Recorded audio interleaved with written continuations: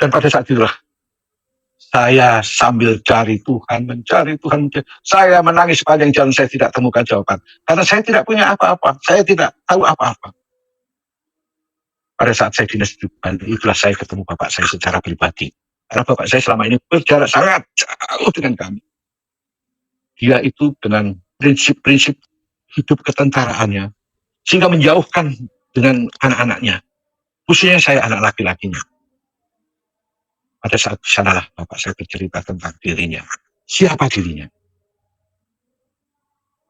Ternyata bapak saya itu seorang tentara angkatan pertama di Republik ini.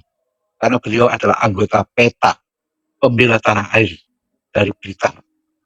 Yang sahabat kentalnya, salah satu beliau adalah Jenderal Wahono, bekas Pangkostrat, bekas Gubernur Jawa Timur, dan Ketua MPR pada masanya. Shalom teman-teman yang terkasih, dimanapun kita berada. Semoga kita dalam keadaan sehat dan kita terus diberkati oleh Tuhan. Ya, kembali lagi kita akan menyaksikan kesaksian dari seorang murtadin yang sungguh luar biasa. Seorang murtadin ini bukanlah orang biasa-biasa saja. Murtadin ini merupakan seorang PNS dan juga anak dari tentara. Dulunya sebelum percaya kepada Kristus, selalu timbul pertanyaan di kepalanya. Ketika saya meninggal nanti, akan saya kemana? Nah, pertanyaan itu yang selalu muncul dan terus muncul dalam hidupnya. Akhirnya, murtadin ini mencari kebenaran dan terus mencari kebenaran. Kemudian, beliau menemukan kebenaran yang sejati, yaitu Tuhan Yesus Kristus. Dan bagaimana kesaksian selengkap dari seorang murtadin ini dalam mencari Tuhan, dalam perjalanan spiritualnya. Ya, mari kita sama-sama saksikan kesaksian selengkapnya. Selamat menonton, Tuhan Yesus memberkati.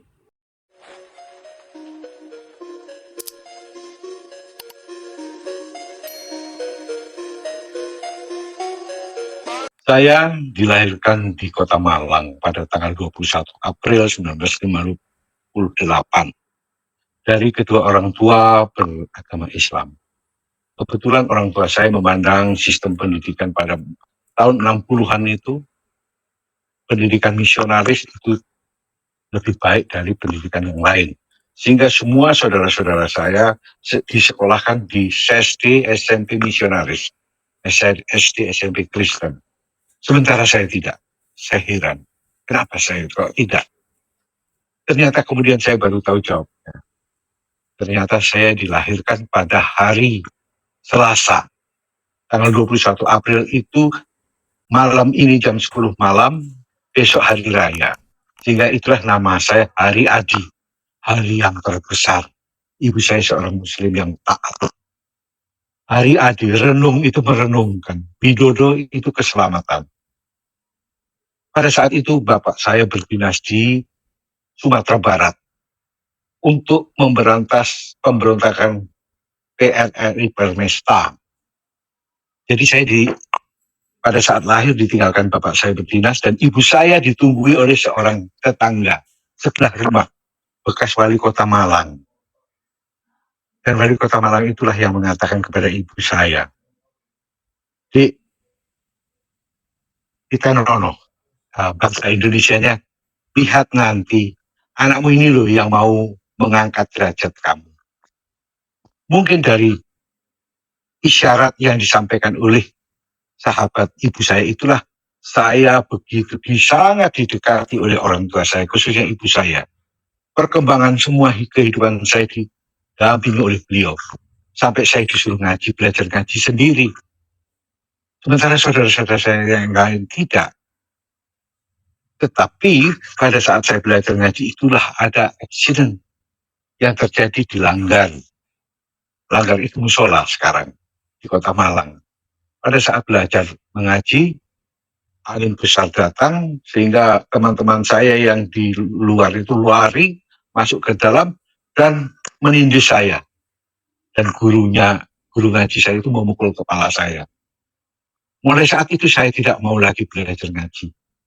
Saya bilang kepada ibu saya tidak mau belajar ngaji. Sejak saat itu. Pada saat itu umur saya masih 8 tahun. 8 tahun saya masih berumur 8 tahun pada saat saya menyatakan saya tidak mau ngaji itu. Karena apa? Ya itu tadi saya mengalami kekerasan oleh guru saya sendiri. Sudah lewat. Kemudian karena suatu hal kami pindah ke Lampung bersama orang tua kami.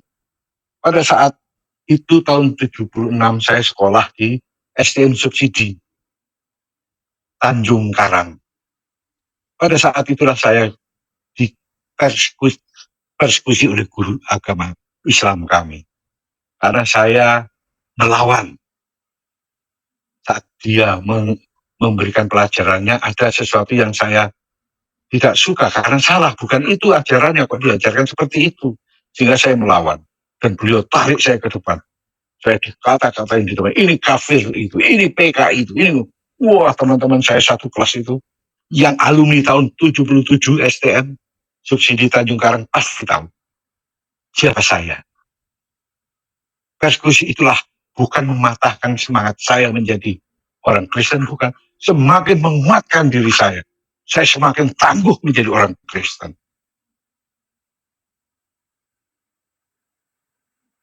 Dalam perjalanan waktu kemudian, saya diterima sebagai pegawai negeri sipil di Direktorat Jenderal Imigrasi. Saya dari kecil, sikap saya tidak mau berbohong atas suatu hal tentang diri saya. Sehingga apa yang ada ya akan saya katakan itulah adanya. Saya tidak mengurangi, tidak nambahi. Dan yang saya ingat-ingat sekali, saya tidak mau dipegang kepala saya. Saya sangat tersinggung kalau dipegang kepala saya. Sampai tahun 80, saya mulai kuliah. Kuliah di Jakarta. Kemudian karena gaji saya pada waktu itu kecil sekali toh, saya tidak bisa cari uang selain pekerjaan saya. Sehingga saya, bagaimana caranya saya tetap sekolah, kuliah, tetapi saya juga bisa bekerja. Akhirnya saya memutuskan untuk tidur di kantor. Dipelihara oleh seorang laki-laki yang bernama Foreign. Yang saya tahu kemudian nama itu berasal dari kata for imigrasi. Yang nama sebenarnya dia bukan Foreign, tetapi Farid, OB kantor kami. Di sanalah saya hidup dan bertumbuh dan berkembang. Karena dia orang Jawa, suka wayang, saya suka mendengarkan. Saya suka mendengarkan wayang dan filosofi dari bahasa Jawa. Saya suka sekali. Sampai saya kemudian usia 25 tahun. Genap ulang tahun ke-25 saya galau. Sangat galau. Mengapa? Bagaimana saya bisa mencapai masa depan? Apa masa depan saya tidak tahu. Sehingga saya jalan pada ada bus Aladin dari Cililitan terminal Cililitan sampai ke Bandung. Saya di puncak pas turun di sana saya berjalan kaki sampai ke Gadok. Hujan deras dalam rangka mencari jawaban. Ingin menerima jawaban dari Tuhan. Apa aku ini Tuhan? Siapa aku ini? Aku mau kamu jadikan apa Tuhan? Tetapi sampai bawah jawaban itu juga tidak ada kecuali basah kuyup. Oke. Kemudian saya sudah sarjana, wisuda. Saya mohon maaf saya harus berkata agak sinis. Saya diperdaya oleh seorang perempuan yang saya tidak suka. Tetapi kenapa saya bisa mau kawin? Karena saya merasa kasihan. Dan kasihan saja. Orang itu saya kenal di kereta api. Separah itukah saya, pergaulan saya? Tetapi itulah yang saya alami. Ternyata kemudian saya harus berhadapan dengan keluarganya. Saya harus dihakimi keluarganya karena saya seorang Katolik berani mendekati putrinya. Saya tetap berpindah. Apapun yang terjadi, saya tetap orang Katolik. Saya tidak mau pindah apapun kepada keluarga Anda. Akhirnya kawinlah terjadi. Kawin di luar restu kedua orang tua kami. Tahun 88. Tahun 87 saya ikut pendidikan pejabat imigrasi di lingkungan Direktorat Jenderal Imigrasi. Dengan status saya pejabat imigrasi, saya mendapat kesempatan untuk meniti karir di imigrasi. Pada tahun 88 saya mendapat SK mutasi ke kantor imigrasi Medan. Di Medan saya bertugas 7 tahun. Sampai saya selesaikan kuliah notaris saya di sana. Saya tidak ingin sia-sia dalam perjalanan langkah saya. Sekalipun saya itu tidak pintar cari uang. Tapi kesempatan itu saya gunakan untuk mencari Tuhan. Tuhan, saya mencari kamu. Gimana? Bagaimana saya harus berguru kepada siapa? Saya tidak tahu. Saya berjalan sendiri. Sampai beberapa kali kami ikut cari kontrakan rumah di Medan. Ditolak karena kami orang Kristen. Itu sudah terjadi tahun 80-an di Medan. Itu kami alami sendiri. Oh, memang berat ikut Tuhan. Sampai saya selesai, anak saya 2 lahir di Medan. Kemudian tahun 96 saya mutasi, dipromosikan sebagai kepala subseksi di Bandara di Bandar Udara Ngurah Rai. Saya bertanggung jawab atas pelaksanaan tugas mendaratkan dan memberangkatkan orang. Saya salah seorang kepala unit di sana. Dan pada saat itulah saya sambil cari Tuhan, mencari Tuhan.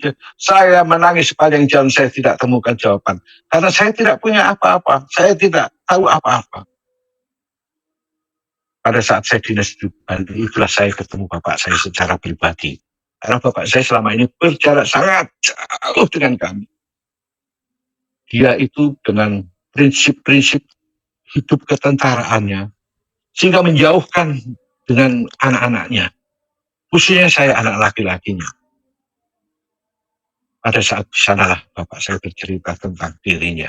Siapa dirinya? Ternyata bapak saya itu seorang tentara angkatan pertama di Republik ini. Karena beliau adalah anggota PETA, pembela tanah air dari Blitar. Yang sahabat kentalnya, salah satu beliau adalah Jenderal Wahono, bekas Pangkostrat, bekas Gubernur Jawa Timur, dan Ketua MPR pada masanya. Saya hanya bertanya, kenapa Bapak kok tidak mau menemui dia minta tolong? Dari sanalah beliau bercerita dengan perubahan-perubahan saya, sehingga saya mengambil kesimpulan, oh Bapak saya ini malu.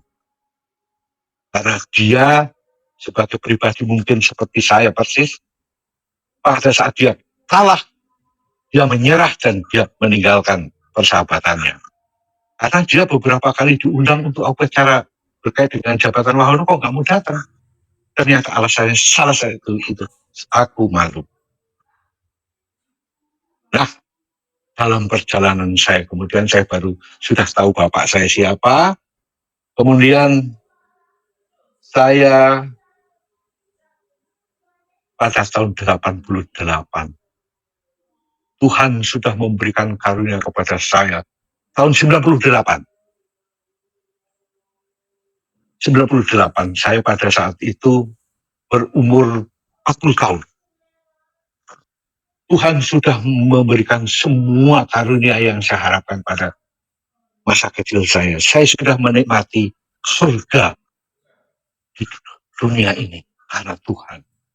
Itulah saya terus berdoa kepada, serius saya berdoa pada Tuhan. Tuhan Yesus, saya sudah cukup Tuhan tolong. Sekarang sudah jangan nolong saya saja Tuhan. Berikan pertolongan kepada yang lain. Saya mau berjalan sendiri. Artinya apa? Baru saya tua ini menyadari, oh itu kesombongan rohani saya rupanya. Di sanalah saya pernah jatuh Tuhan. Karena saya sudah merasa terberkati, tidak banyak, tetapi karena saya dengan latar belakang orang yang tidak sejahtera, kemudian sejahtera, kemudian punya sedikit tabungan, saya sudah merasa bersukacita. Sehingga saya ingin Tuhan membantu yang lain, tidak usah saya saja. Jadi saya mengkasihani Tuhan. Heran saya. Baru setua ini saya berdosa. Saya sudah mengecilkan Tuhan sendiri. Kemudian tahun 99 dan 2000, saya dipromosikan menjadi pembantu direktur Akademi Imigrasi. Sampai saya selesai. Tahun 99 atau 2000. Saya menghadap pimpinan saya. Saya minta untuk dipromosikan menjadi seorang kepala kantor. Ternyata apa? Jawaban ujian yang ketiga saya dapatkan. Beliau hanya bertanya, si dia sudah mualaf, kapan kamu mualaf? Terkejut bukan main, saya ditanya seperti itu. Saya jawab tanpa takut sedikit pun kehilangan jabatan. Pak, kalau saya tidak mau. Saya tidak mungkin lakukan pindah agama saya. Kalau itu syaratnya, saya tidak mau mengajukan menjadi kepala kantor. Terima kasih. Selesai. Saya patahkan masa depan saya sendiri di depan pimpinan saya. Selesai. Saya tepiskan kaki saya, debu di kaki saya. Terpujilah Tuhanku, saya keluar tanpa jaminan menjadi kepala kantor. Sehingga saya harus berkarir lagi di eselon 4 di Jakarta Barat sampai dengan Palangkaraya. Sampai dengan November 2027, Tuhan mengizinkan saya untuk menderita kardiovaskular.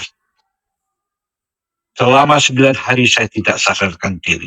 Saya tidak tahu saya di mana dan apa yang terjadi atas diri saya yang besok atau lusa.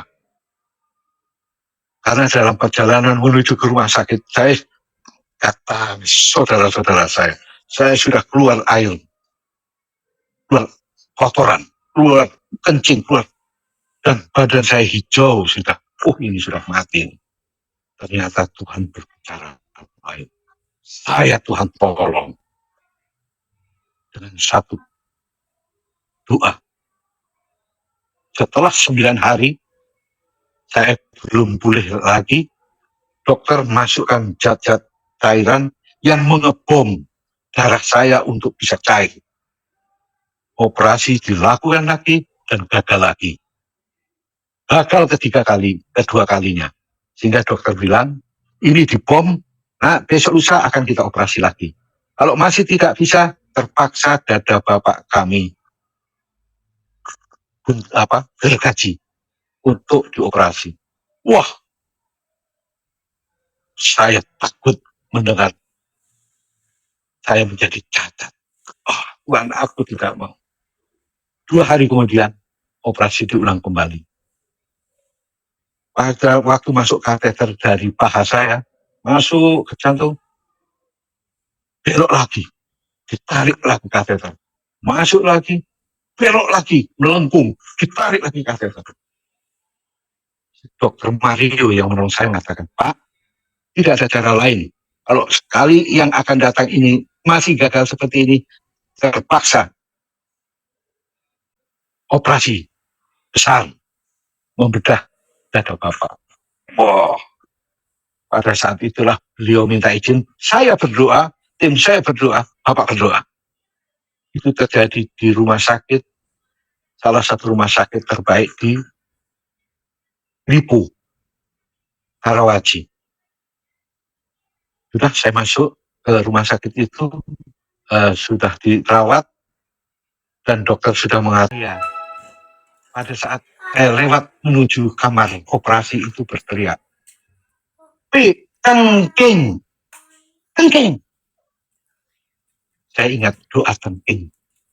Oh ya, jadi pada saat saya dibiarkan sendiri di kamar operasi oleh Dr. Mario dan timnya, saya berdoa dengan sungguh-sungguh yakin dan sangat yakin mengandalkan Tuhan.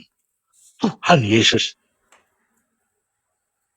Di dalam nama Yesus, semua darah yang membeku di semua aliran urat saya, dimanapun, dalam nama Yesus, cair, haleluya, amin. Buang. Jadi ruang operasi itu saya banting Pak dengan tangan saya. Buang. Dokter kaget, bukan main lari. Bapak kenapa Bapak? Loh, katanya suruh berdoa. Loh, berdoa apa kok teriak seperti itu? Kok siup seperti itu? Saya berdoa, Dok. Saya belum bisa jawab berdoa apa, tapi saya diam aja. Waktu itu sudah operasi yang ketiga kalinya, seperti tidak ada sesuatu pun yang pernah terjadi atas urat darah jantung, bilik jantung saya. Jadi saluran utama yang balik ke jantung itu, dari yang kotor-kotor itu, tersumbat di sana, di bilik kanan. Jadi 100% tersumbat. Sehingga itulah yang menyebabkan saya kolaps sampai 11 hari. Tetapi pada saat saya operasi yang terakhir itu, tidak ada sesuatu pun yang terjadi. Rupanya saya menjadi semakin yakin mukjizat Tuhan Yesus. Dan Tuhan Yesus itu benar-benar ada.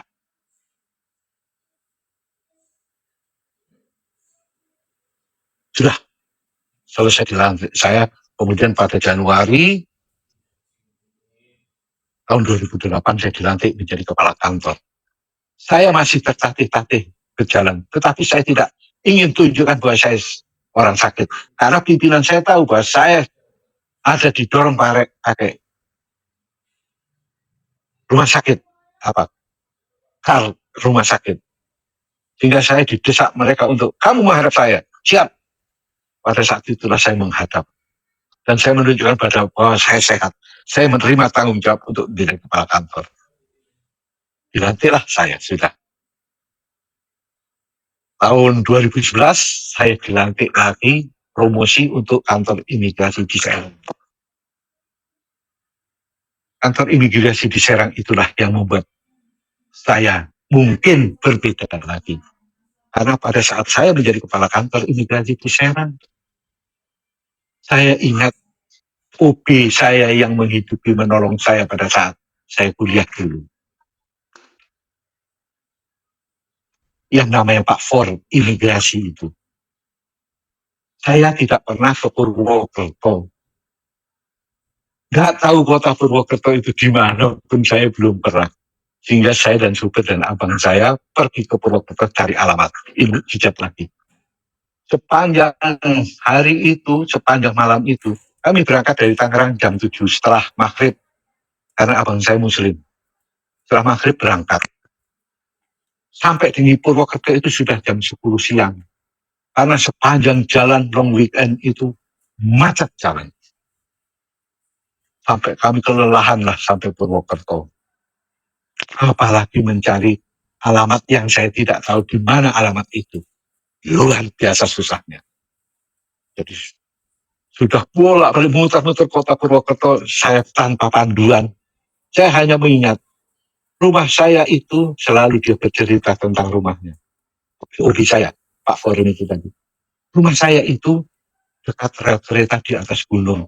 Kalau ada kereta jalan, saya bisa melihat dari jauh dengan kaki saya bergantung di bukit itu. Oh, jadi saya bisa mendeskripsikan cerita itu sampai saya mencari Pak Forum pada saat, karena dia sudah berhenti dari pekerjaannya sebagai OB di imigrasi. Dia pada masa muda dulu dijanjikan oleh pejabat-pejabat senior saya nanti kalau musim haji kamu saya ajak naik haji ya. Karena pada saat itu mudah sekali naik haji untuk lingkungan pejabat imigrasi. Karena mereka menjadi salah satu panitia dari penyelenggaraan haji pada masa itu. Tapi sampai dengan pensiun, sampai dia berhenti dari pekerjaannya sebagai OB, tawaran itu tidak pernah terrealisir. Tetapi saya dengan diam, saya hanya, seandainya saya punya uang, kamu akan saya biayai naik haji. Pada saat saya jadi kepala kantor, saya kompromi dengan istri saya. Bagaimana caranya saya bisa menghajikan dia? Kalaupun tidak haji besar, haji kecil lah, umroh. Akhirnya solusi itu terpecahkan. Istri dan saya bersepakat, yuk kita tawarkan kepada Pak Forim, kalau mau. Karena pada waktu itu sudah ada masa-masa era orang mengkafir-kafirkan seperti itulah kerasnya. Sehingga kami takut hal itu terjadi. Sudah kami mau menolong, ternyata malah dikafir-kafirkan.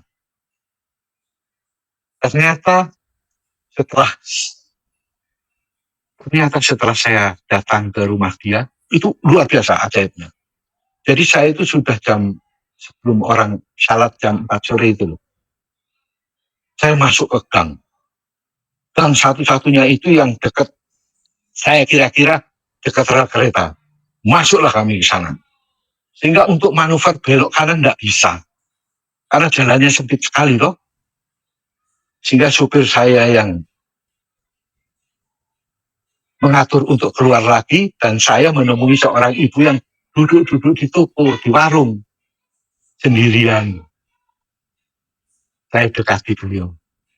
Mohon maaf ibu, saya ini mencari seseorang. Namanya Forim. Terus saya ceritakan tentang bapak itu, OB saya itu kepada ibu ini. Bagaimana saya bisa hidup dengan dia di imigrasi. Ternyata pada saat saya bisa mendeskripsikan apa yang saya tangkap dari Pak Forim itu, beliau bilang, kalau Bapak mencari Bapak itu, rasanya tidak ada di Purwokerto nama orang Forim itu. Saya kaget. Loh, saya itu berdiri, saya ini mimpi nggak? Saya tanya, mungkin Ibu kenal dengan beliau? Bukan kenal lagi, itu besan saya. Ya Tuhan, ya Tuhan Yesus, terima kasih Tuhan. Kami sudah mau putus asa, mau istirahat tidur, pulang karena nggak ketemu. Ternyata Tuhan menolong kami dengan caranya yang khas, memberi kesempatan kami untuk bertemu dengan Pak Polri. Dan saya ditunjukkan di sana loh Pak rumahnya. Saya carilah ke sana dan ketemu. Sampai di rumah beliau, Pak Forim itu, baru saya cerita. Maksud tujuan saya datang ke rumah dia, beliau mencari beliau itu apa? Tidak lain dari saya ingin melaksanakan mimpi-mimpi beliau. Yang beliau selalu katakan, saya tidak ingin mati sebelum saya melihat tanah Nabi. Itu cerita itu saya tahu dari beliau sejak muda. Sejak pertama-tama saya kumpul dengan beliau. Jadi, saya hanya ingin mewujudkan, ini loh mimpimu. Boleh saya tawari kamu untuk ikut haji, tapi haji kecil. Kalau haji besar, 20-30 tahun lagi. Antri panjang. Beliau mengatakan, yo mau. Wah, bersuka cita. Akhirnya saya pulang ke Jakarta. Minggu besok saya kirimkan staf saya ke rumah beliau untuk menjemput beliau datang ke kantor, ke rumah dinas saya, dan saya programkan untuk naik haji umroh. Saya ikutkan rombongan dari madrasah Kiai Haji siapa saya tidak ingat, tetapi beliau memberikan jaminan. Karena beliau semula saya akui sebagai bapak saya. Pak Haji itu, kalau bapaknya bapak orang Katolik ya nggak boleh. Bukan, bapak saya Islam. Boleh. Saya Begitu dia datang ke Serang, saya belikan sepatu, sandal, balung, sampai alat pendengar karena dia sudah tuli. Saya pokoknya pantaslah, jas dan sebagainya. Besok paginya saya akan bawa, supir saya bawa ke karantina untuk suntik. Imunisasi haji itu apa? Enggak tahu saya umroh. Tapi harus. Begitu selesai suntik, saya suruh buat paspor di staf saya. Kemudian setelah semua selesai, dia masuk ke, saya suruh masuk istirahat ke ruang saya, ruang kerja saya. Saya suruh nunggu di ruang sofa untuk penyelesaian paspornya. Pada saat itulah beliau bangkit berdiri di depan saya. Kemudian di meja kerja saya di samping saya. Beliau mengatakan, wis, aku wis telakon. Saya sudah terlaksana naik haji. Uang yang kamu bayarkan ambil lagi. Saya tidak perlu lagi berangkat haji. Karena jiwa saya sudah ada di sana. Sejak kemarin. Saya masuk. Maksudnya Pak Forum apa? Kok nggak mau naik haji? Meskipun hanya umroh. Niatmu wis sampai. Saya sudah naik haji. Oh enggak, kamu harus naik haji. Tidak hanya niat kok. Harus berangkat naik haji. Karena saya sudah keluarkan uang dan sudah semua saya selesaikan. Dan saya dapat potongan banyak dari perjalananmu sekarang untuk umroh. Biaya 24 juta, tetapi saya dipotong hanya sampai bayar 16 juta untuk biaya perjalanan hajimu. Dan kamu dijamin akan tidur bersama-sama pimpinan rombongan haji umroh itu, dan paling dekat hotelnya dengan Masjidil Haram, dengan tempat bersembahyang Ka'bah.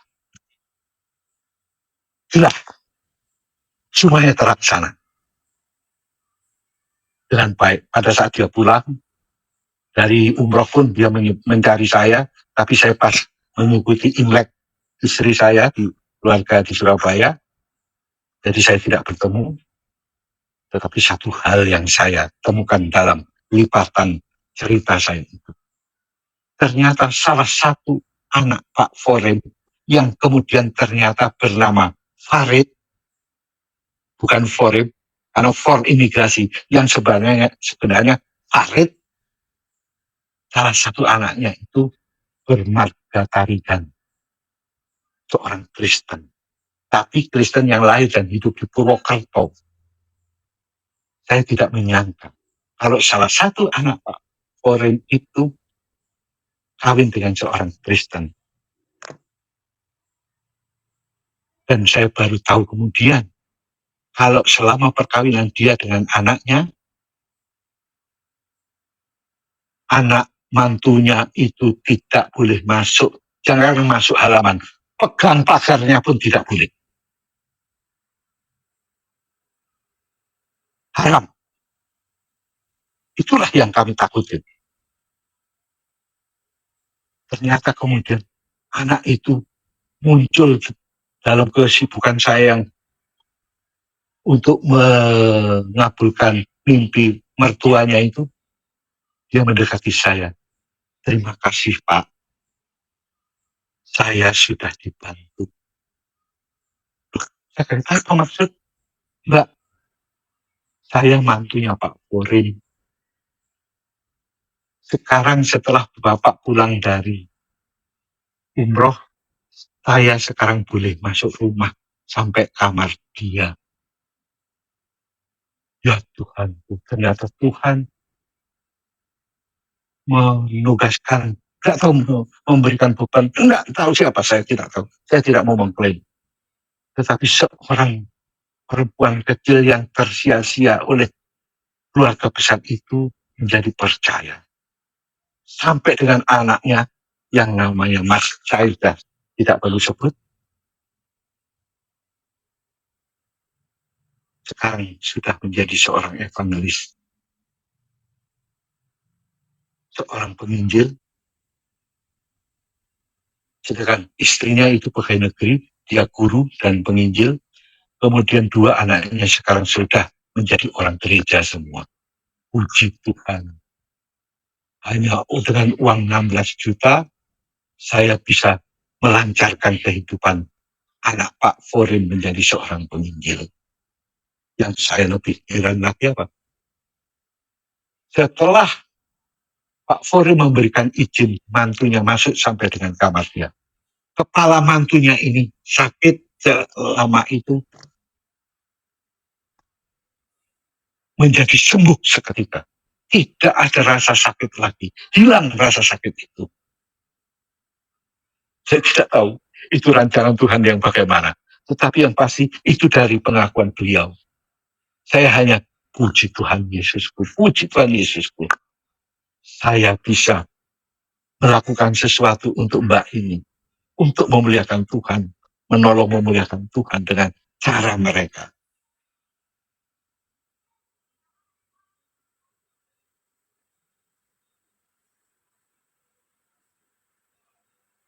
Jadi itulah perjalanan saya sampai dengan menjadikan iman saya makin bertumbuh dan percaya. Saya sangat mencari Tuhan sejak muda usia saya. Sejak usia 8 tahun. Saya mencari. Tuhan itu yang bagaimana? Tuhan itu yang dijawab pada saat saya kardiovaskuler. Akulah Tuhan yang memiliki kuasa atas dirimu. Dengan hanya mengucap di dalam nama Yesus, kuhancurkan semua darah yang membeku di dalam tubuhku. Di dalam nama Yesus, haleluya, amin. Lumut semua penyakit saya. Hancur semua penyakit saya. Khususnya kardiovaskuler saya. Sampai dengan sekarang, saya tetap sehat. Kemudian, dalam perjalanan waktu, saya tidak bisa bersaksi luar biasa. Ya inilah perjalanan hidup saya sebagai pegawai negeri sipil. Dibatasi dengan etika-etika, dibatasi dengan aturan-aturan yang sangat, sehingga saya harus tumbuh dan berkembang seperti yang diharapkan oleh pemerintah. Saya tidak bisa mencari uang. Saya tidak bisa mengeksploitasi kebisaan, kewenangan saya. Saya tidak mau, karena saya keberatan nama. Nama saya Yosef. Inilah beban yang terberat selama hidup saya. Saya tidak mau Tuhan saya cemar karena nama saya. Apapun saya bertahan, apapun saya mencoba mengendalikan diri. Itu yang saya lakukan dengan sungguh-sungguh sampai saya pensiun. Saya bekerja di lingkungan imigrasi dari usia 80, dari usia 20 tahun, 20 tahun sampai dengan 58. 58 tahun 4 bulan saya pensiun. Jadi untuk pengabdian saya sudah lakukan dengan segala konsekuensinya. Saya ikut Gusti Allah karena apa? Saya itu mengingat-ingat apa yang ditulis dalam Matius 11 ayat 28. Marilah kepadaku semua yang berbeban berat, yang letih lesu dan berbeban berat. Nah, marilah kepadaku semua yang letih lesu dan berbeban berat. Aku, Yesus mengatakan, aku memberi kelegaan kepadamu. Ini janji, undangan ini ditujukan kepada tidak hanya umat Kristiani, tetapi semua manusia. Disinilah saya selalu membayangkan, Tuhan, pada saat saya tidur, adakah jaminan saya akan besok pagi bangun di tempat yang sama? Tidak tahu Tuhan. Saya tidak tahu. Apakah masih bisa? Apakah boleh Tuhan saya melanjutkan umur saya tidak tahu. Rasa kekhawatiran, ketakutan itulah saya mencari Tuhan.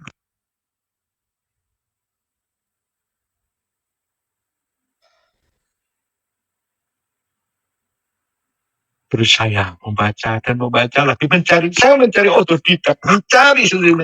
Terima kasih sekarang sudah YouTube, sudah berkembang, saya jadi lebih mudah lagi belajar. Yohanes 14 ayat 6.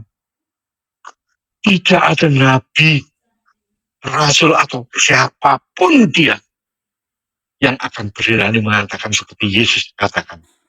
Yohanes 14 ayat 6, Pak Franky, mohon bantuan.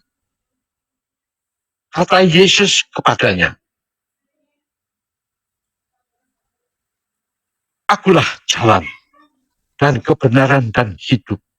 Tidak ada seorang pun yang datang kepada Bapa kalau tidak melalui aku. Ini bertolak dari pertanyaan Thomas. Kemana Tuhan? Saya harus ikut kamu kemana? Ternyata Tuhan Yesus menjawabnya, akulah jalan kebenaran dan hidup. Jadi kamu pasti tahu, karena kamu dan saya adalah satu. Ingat pada saat Saulus dipanggil oleh Tuhan Yesus, Saulus, mengapa engkau menganiaya aku? Siapa engkau Tuhan? Akulah Yesus yang engkau aniaya. Artinya, semua yang mengikuti Yesus adalah Yesus menjadikan dirinya menjadi Yesus, menyatukan dirinya menjadi ranting-ranting Yesus.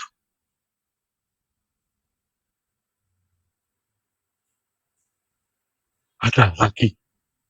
Matius 28 ayat 18. Ada nabi yang berbicara seperti beliau? Tidak ada.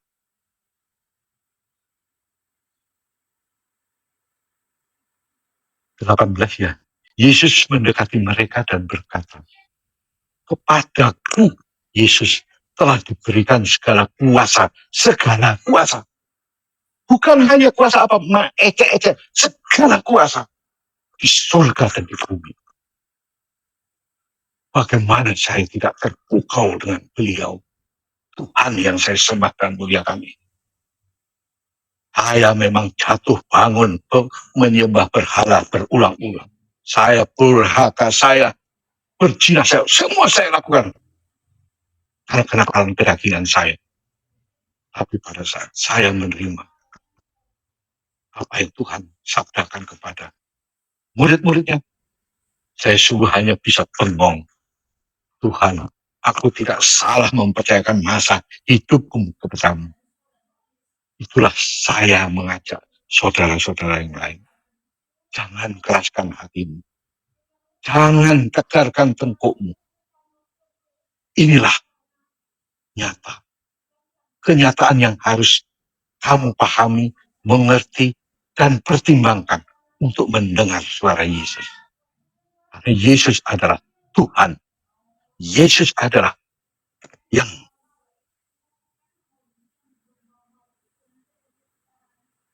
ya, Pak, mic-nya kepencet. Mic, hidupkan ya. Ya, oke, sudah. Karena Yesus adalah firman Allah. Yesus adalah roh Allah. Yesus adalah roh kudus itu sendiri. Tolong saya mohon dengan hormat. Mari kita menuju kerajaan Bapa kita bersama. Jangan keras hati. Jangan bebalkan pikiran. Saya sudah setua ini tidak punya pamrih apa-apa lagi untuk kedagingan saya. Saya mengundang dengan ketulusan hati seperti yang saya lakukan terhadap Pak Forim. Yang Pak Forim lakukan. Saya ini sejak akil balik sampai setua ini, setiap malam saya sholat tahajud. Pak Forim katakan ini. Saya minta kepada Allah saya tidak mau mati sebelum saya melihat tanah Nabi. Sampai umur setua itu beliau belum melihat tanah Nabi. Belum ada yang memfasilitasi. Pada saat saya datang dan beliau di kantor itulah beliau mengatakan, uang yang kamu sudah bayarkan untuk saya umroh, kasihkan ke atasanmu biar kamu jadi kepala. Saya menangis dan tersenyum. Saya tidak ingin mengambil uang itu untuk keperluan apapun selain untuk keperluan kamu umroh, melihat tanah Nabi seperti mimpimu sebelum mati. Itulah dia itu. Lah aku ini sejak akhir balik saya minta Allah saya yang yang memfasilitasi saya sampai tahu tanah Nabi. Kok yang mewujudkan kok Allahnya orang Katolik. Saya tertawa sambil menangis mendengar beliau begitu. Sudah mengomentari tentang Allah siapa. Pokoknya niatku, aku akan melakukan sesuatu untuk kamu. Dan sekembalinya dari umroh, beliau memang tugasnya pada masa tuanya memang tetap penjaga masjid. Penjaga masjid itu apa saya lupa namanya. Tetapi penjaga masjid sebelum berangkat umroh dan penjaga masjid setelah umroh berbeda nilainya. Kalau dulu dia di nomor sekian kan setelah undangan yang lain, tetap duduk di belakang. Tetapi setelah dia naik haji umroh, beliau menjadi, marbot namanya, marbot yang paling berharga. Karena beliau selalu diundang terdepan dan mendapatkan honor untuk semua kegiatan untuk melakukan ritual keagamaan mereka. Marbot, betul. Jadi, beliau itu secara pribadi berkata kepada saya, terima kasih ya. Kamu sudah nguwongke aku, menjadikan saya manusia. Terima kasih. Saya sekalipun tetap marbot, tetapi sekarang saya di nomor satu kan. Duduk di depan. Kalau ada doa saya suruh berdoa, saya suruh pimpin saya itu. Dan pada saat pulang saya disangoni. Kalau ada bekal jajanan saya dibawakan. Jadi anak putuku semua ikut menikmati hadiahmu ini. Matur nuwun yo. Terima kasih ya. Saya nggak bisa mengucap apa-apa. Kecuali saya menangis berbesmi di orang Jawa. Saya menangisi apa, saya nggak tahu. Tapi saya belajar memuliakan Tuhan Yesus saya dengan cara saya. Karena saya yakin Tuhan saya itu Tuhan semua. Bukan Tuhannya orang Katolik, bukan Tuhannya orang Kristen, bukan Tuhannya orang Islam. Hanya waktu saja yang menentukan. Tolong datanglah kepada Tuhan yang ini, yang saya yakini ini. Karena Tuhan adalah kasih. Tidak mungkin kamu disuruh membenci. Tidak mungkin kamu disuruh berbuat kekerasan terhadap sesamamu. Kasih Tuhan itu.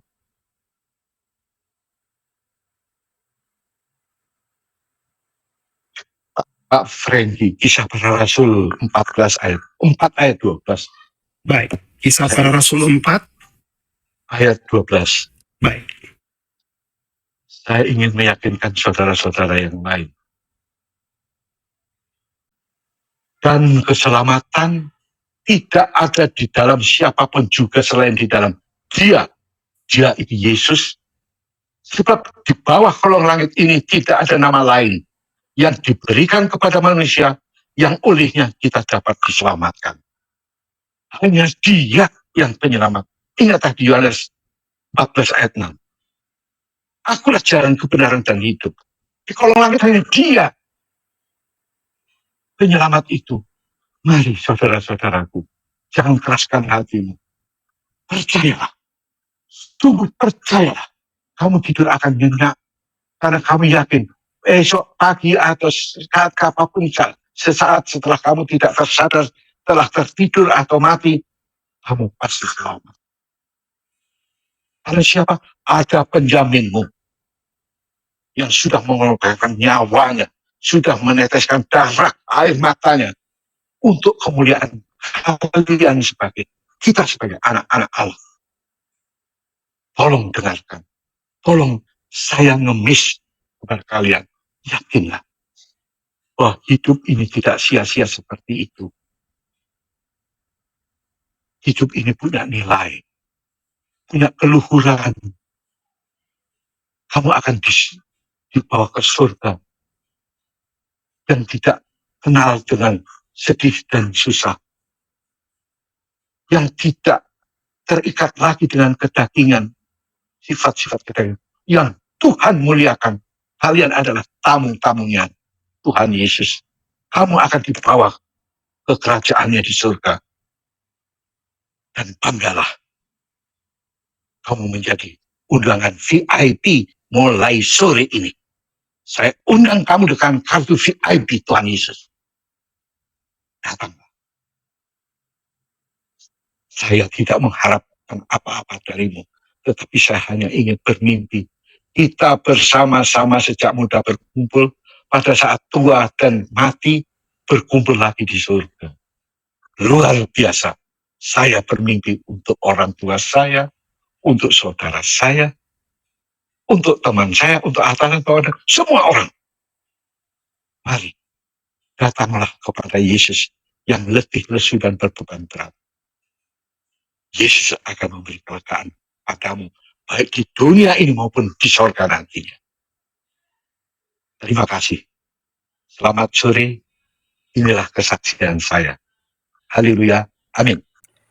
Ya teman-teman, puji Tuhan, kesaksian yang begitu luar biasa dari seorang muhtadin ketika dia percaya pada Yesus Kristus sebagai Tuhan dan Juru Selamat dalam hidupnya.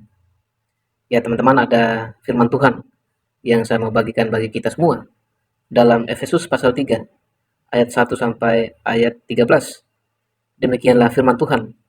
Itulah sebabnya aku ini, Paulus, orang yang dipenjarakan karena Kristus Yesus, untuk kamu orang-orang yang tidak mengenal Allah. Memang kamu telah mendengar tentang tugas penyelenggaraan kasih karunia Allah yang dipercayakan kepadaku karena kamu, yaitu bagaimana rahasianya dinyatakan kepadaku dengan wahyu, seperti yang telah kutulis di atas dengan singkat. Apabila kamu membacanya, kamu dapat mengetahui daripadanya pengertianku akan rahasia Kristus, yang pada zaman angkatan-angkatan dahulu tidak diberitakan kepada anak-anak manusia, tetapi yang sekarang dinyatakan di dalam roh kepada rasul-rasul dan nabi-nabinya yang kudus, yaitu bahwa orang-orang bukan Yahudi, karena berita Injil, turut menjadi ahli waris dan anggota-anggota tubuh dan peserta dalam janji yang diberikan dalam Kristus Yesus. Dari Injil itu aku telah menjadi pelayannya menurut pemberian kasih karunia Allah yang dianugerahkan kepadaku sesuai dengan pengerjaan kuasanya. Kepadaku yang paling hina di antara segala orang kudus telah dianugerahkan kasih karunia ini untuk memberitakan kepada orang-orang bukan Yahudi kekayaan Kristus yang tidak terduga itu, dan untuk menyatakan apa isinya tugas penyelenggaraan rahasia yang telah berabad-abad tersembunyi dalam Allah yang menciptakan segala sesuatu, supaya sekarang oleh jemaat diberitahukan pelbagai ragam hikmat Allah kepada pemerintah-pemerintah dan penguasa-penguasa di surga, sesuai dengan maksud abadi yang telah dilaksanakannya dalam Kristus Yesus, Tuhan kita. Di dalam Dia kita beroleh keberanian dan jalan masuk kepada Allah dengan penuh kepercayaan oleh iman kita kepadanya. Sebab itu aku minta kepadamu, supaya kamu jangan tawar hati melihat kesesakanku karena kesesakanku itu adalah kemuliaanmu. Ya teman-teman, demikian kesaksian dan juga firman Tuhan yang kita dengarkan bersama. Kiranya melaluinya boleh memberkati kita, menguatkan iman percaya kita kepada Yesus Kristus. Kiranya Tuhan senantiasa menyertai dan memberkati kehidupan kita dari saat ini sampai selama-lamanya. Shalom.